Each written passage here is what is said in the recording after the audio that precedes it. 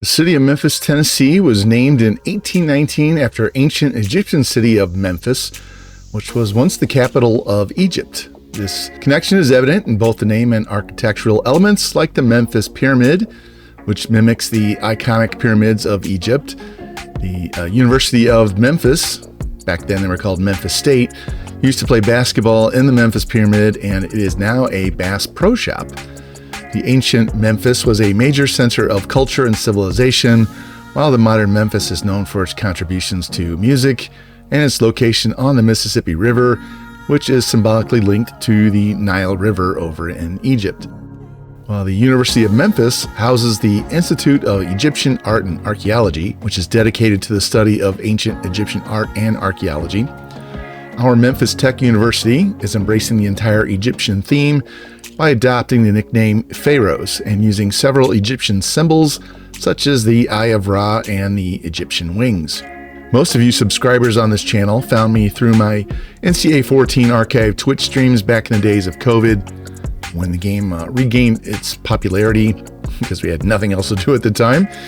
And those streams that I uploaded were roughly 3 to 5 hours long, and I'm still shocked at the number of views that they got since they were not edited in any way.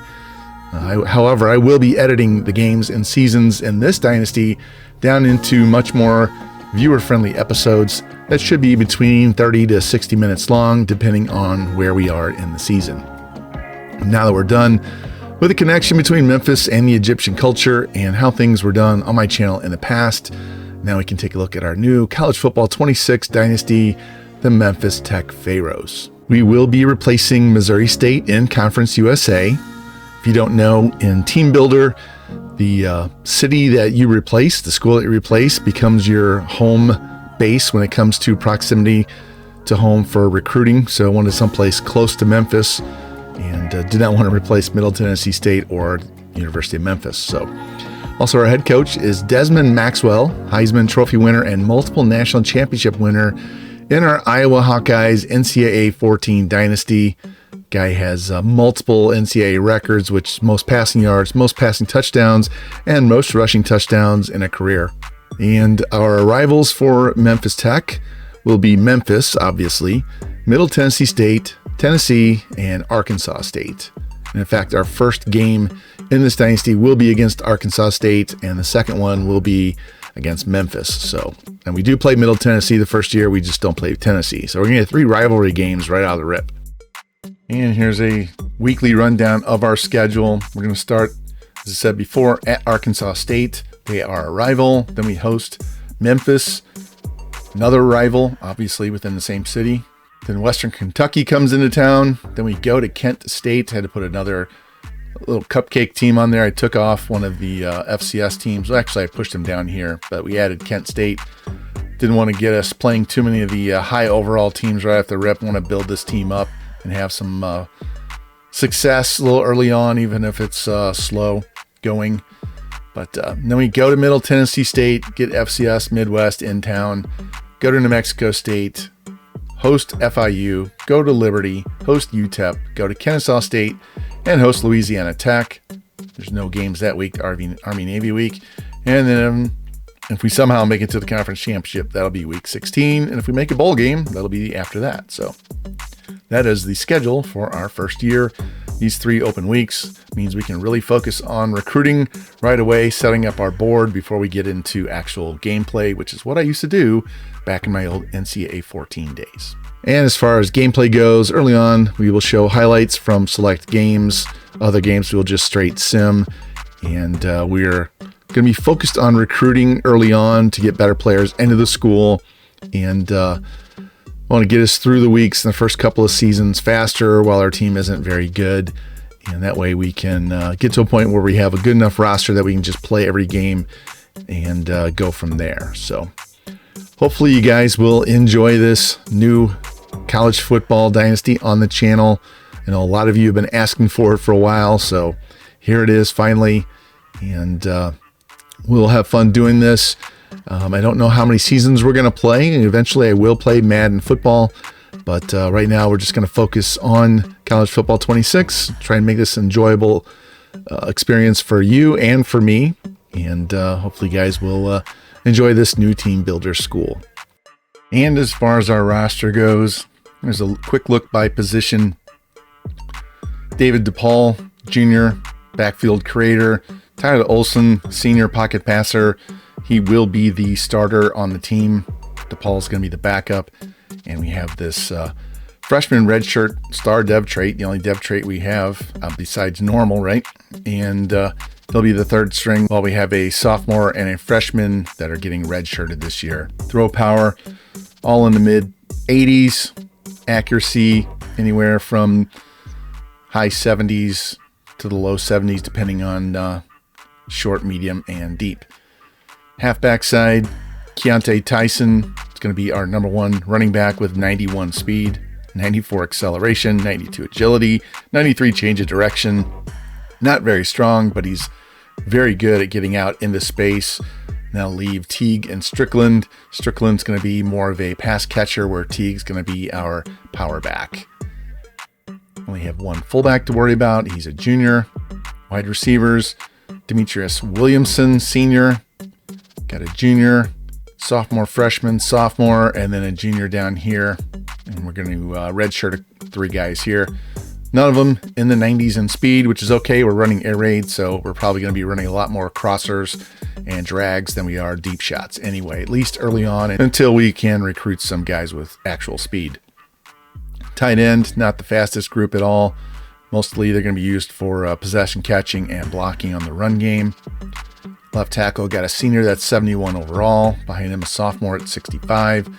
Guard, 69, 63, 60. Center, senior that's a 72. Right guard, junior that's a 74. And right tackle, a junior that's a 75. So we're going to be working on getting depth and better players on the offense and defensive line. We have 180 speed D end here, edge, with Joshua Townsend. He's a junior. On the right edge, we have no senior edges at all, but we don't have a lot of outstanding speed on the outside, so we're going to have to get some edges that can actually rush the passer. And then the defensive line, want to make sure we get some big, heavy gap specialists and speed rushers up here to cause havoc in the middle. Linebackers, got one guy with 83 speed, got another one that's got 87 here, and then the Will, 80. But we're running a 4-2-5, so not going to need a ton of linebackers at this moment. What we will need is a lot of corners. We only have one with 90 speed, this senior, Jaden Bowie. So the rest of these guys, pace is like 5th on our depth chart with that 83 speed. He really should be a safety, but we need to get some speed, and we will use our upgrades. I will do manual upgrades on these players, so we're going to push their speed up as quick as we can. Free safety's the same way. Don't have a lot of speed back there. And strong safety, got to get better coverage and strength if we're going to be playing close to the box. And we have 2 kickers. The freshman only has 72 kick power, so we're going to be looking to recruit a kicker the first year, because he's going to graduate, and we'll just transfer this guy out. And on the punting side, we have a junior with 93 kick power, 84 kick accuracy, so we'll have him for a year, and I might recruit his replacement so we can redshirt him his first year. So that's a quick look at our roster. And we look at our gameplay sliders. They're a little bit different. I mean, they're not all going to be straight default, adding a little more pass defense reaction and pass blocking for us. Drop their Robo QB accuracy down. And interceptions need to be at 25 at all times because the game is ridiculous. Everything else is pretty normal. Injuries, we have at 30, fatigue at 70. Hopefully that will push some guys that are backups in games for a little, few snaps here and there. And then our minimum threshold, I always put at 25, and that will give us the best 40 times compared to real life. Penalties, not a whole lot changing going on here. Turn off running into the kicker. Roughing the kicker I want, but not running into the kicker. Have too many of those. Intentional grounding, turn off, so the CPU will actually try to force throws instead of check down Charlie all game long. League settings, Ron Heisman, 12-minute quarters, accelerated clock on. Playing 12 just because we want the same amount of plays and the same amount of stats as all the computer games, because they're playing 15-minute games. And that way we can compete with them with playing style. We do have wear and tear on for now. We'll see how that goes. I'm not a fan of it, but we're going to give it a try this year. And transfers, this is a big thing. I have put these down at 5 to start with because the lower level schools all get absolutely decimated in the transfer portal every year. And you got a bunch of teams that are in the low 70s. All of a sudden they're in the mid 50s because they're losing 20 to 30 guys every season. And I don't want to spend all my time recruiting players to bring them in, to leave. It's a waste of my time. It's a waste of your time. We spend all of that time and effort to go get somebody and then they're gone within a year. And I hate the new transfer portal in real life. And I'm not going to play with 20 to 30 guys leaving every single season. So that'll make the transfer portal not as important to all the teams. But there might be some guys out there we could go snag here and there. But I really want to make this a recruiting-based dynasty. I don't want to be dealing with going out and finding a ton of transfers and bringing them in for a year here, a year there, and losing guys that we spent all that time recruiting. So this might change as we go, but right now it's only set to 5. So I'm not a fan of the normal transfer portal numbers.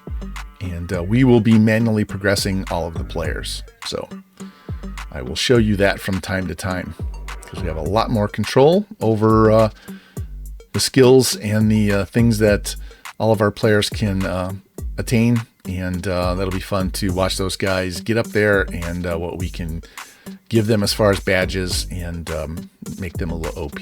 So, and that's going to wrap it up on this introductory episode for the Memphis Tech Pharaohs. Hopefully you like the decision I made to go with the Teambuilder team that I created last year, never got to use. So I'm excited for this. I hope you guys are too.